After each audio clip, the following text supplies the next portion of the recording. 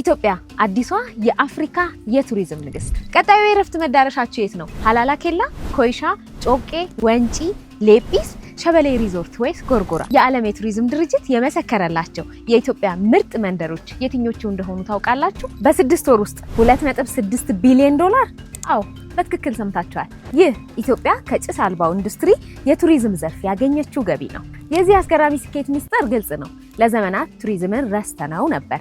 አሁን ግን ከ5ቱ የኢኮኖሚ ምሰሶዎቻችን መካከል አንዱ ሆኗል። አዲስ አበባ በገበታ ለሸገር በኮሪደር ልማትና በታላቁ የአድዋ ድል መታሰቢያ አማካኝነት ከምቹ መኖሪያነት አልፋ የአፍሪካ አዲስ ፊት ሆናለች። በከተማ ብቻ አላቆምንም።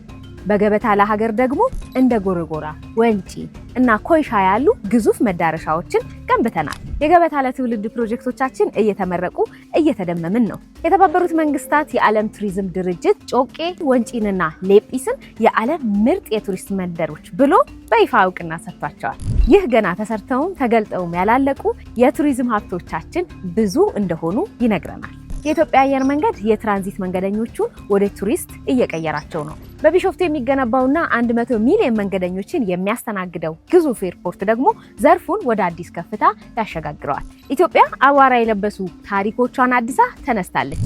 ከነዚህ አዳዲስ መዳረሻዎች መካከል ወደ የትኛው ነው መሄድ የምትፈልጉት? ሀሳባችሁን በኮሜንት አጋሩን። የሀገራችንን ውበት ደግሞ ሼር በማድረግ ለዓለም እናሳይ።